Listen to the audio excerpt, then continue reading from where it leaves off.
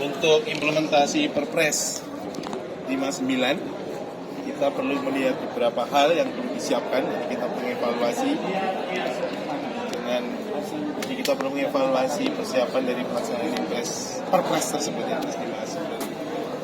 Baik dari dimensi keberlanjutan akses dan keberlanjutan anggaran, termasuk iuran dan sebagainya. Saya kira itu penting karena fakta sosial juga menjadi bagian penting di dalam implementasi Perpres itu. Tapi memang sebenarnya kita juga punya tugas semuanya untuk bisa tegak lurus pada undang-undang yang merupakan bagian dari amanah dari masyarakat untuk meningkatkan mutu layanan, keselamatan pasien, dan kenyamanan pasien berlanjutnya. Gitu. Ya, oke.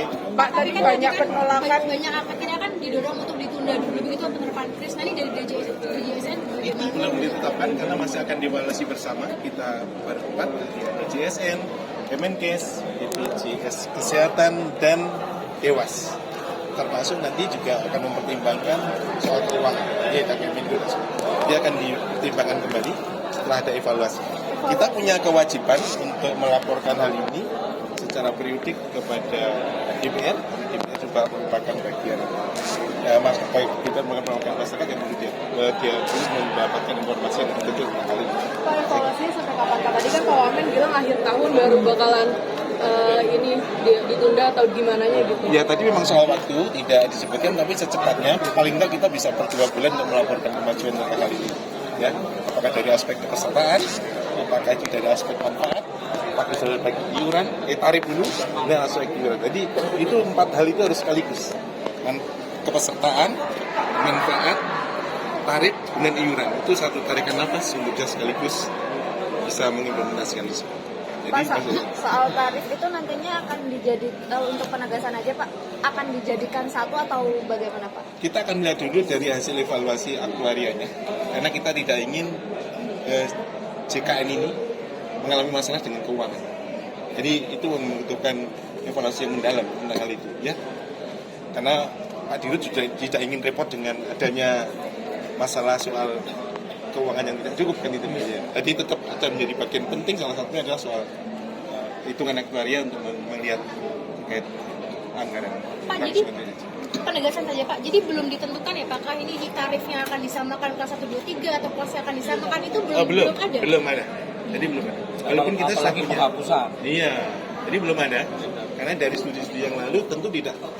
Laporan kita, naskah akademik kita kan terakhir tahun 2022. Tentu dengan dinamika sosial yang ada sekarang, dan kebijakan-kebijakan sebenarnya kenaikan tarif yang telah dibuat oleh Permenkes kemarin, itu kan pengaruhnya besar. Dinamika jumlah kepesertaan yang sekarang berubah kayak apa modelnya, artinya misalnya contoh tadi sebut-sebut soal yang jumlah aktif kok makin tidak naik, itu segmennya mana saja dan sebagainya. Kan itu menjadi bagian penting untuk menghitung daripada aktuaria keberlangsungan kebijakan ini. Jadi penjelasan standar itu apa Pak? Penjelasan standar itu sebenarnya begini, itu kan untuk meningkatkan kualitas mutu ruang rawat inap yang standar minimal harus begitu loh, kan gitu sebetulnya. Jadi ruang rawat inap kita jangan terlalu banyak bervariasi. Jadi menjadi tugas berat karena disparitasnya masih sangat tinggi. Jadi sebenarnya ini untuk mendorong bagaimana supaya ruang rawat inap itu standarnya berkualitas begitu seperti itu tadi, untuk mengurangi infeksi antar teman gitu ya, meningkatkan kenyamanan kan gitu. Kan gitu sebenarnya. Depannya gitu. Jadi kerjasama dengan asuransi swasta itu target tahun ini?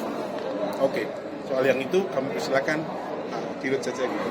Iya, jadi sebetulnya kan di Perpres 59 itu kan tidak hanya bicara Kris ya, tapi yang diisukan dan didiskusikan itu Kris terus.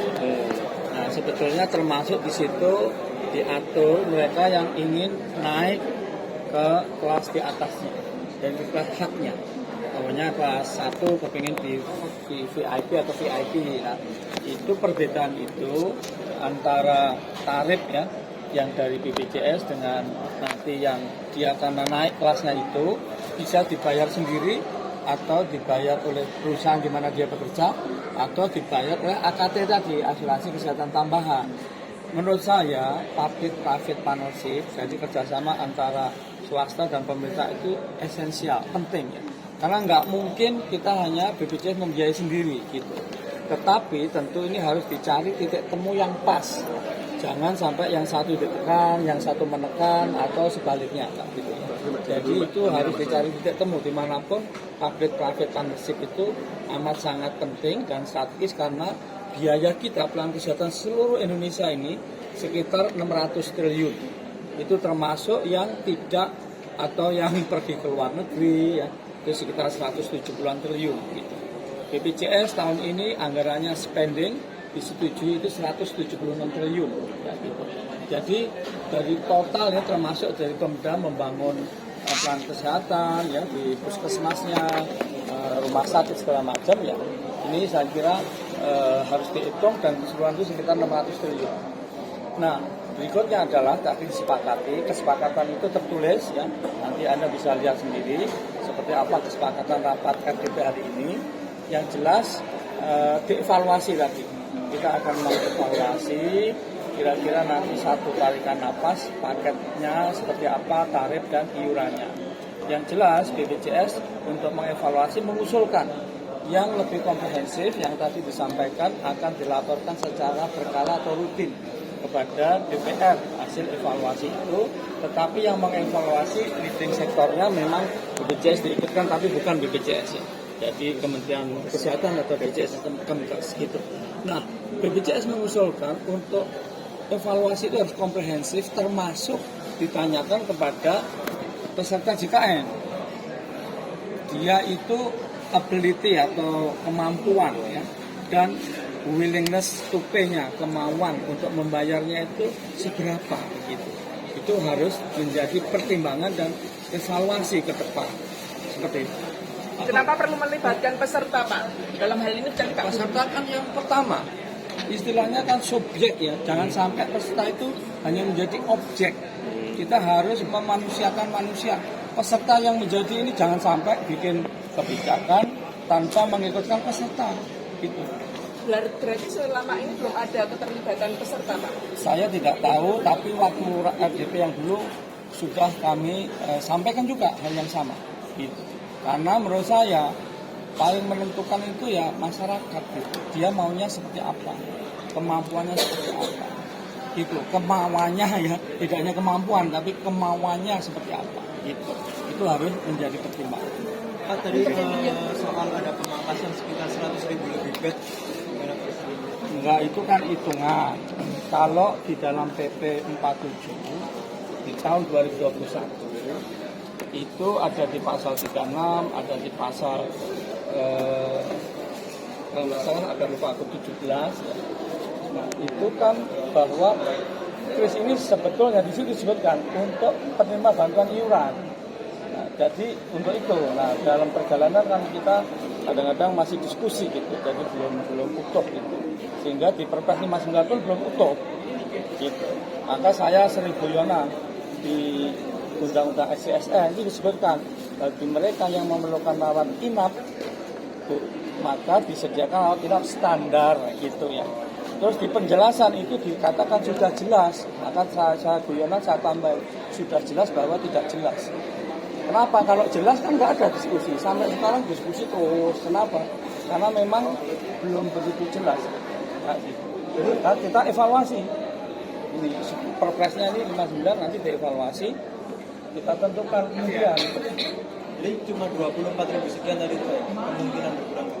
Itu kalau hitungan di luar 40%, 60%, ya. Di luar PP 47 tahun 2021. Hanya dihitung sekarang itu kami kan punya kepala cabang, punya direksi kan wilayah, ya, setiap wilayah seluruh Indonesia itu melaporkan berapa bednya.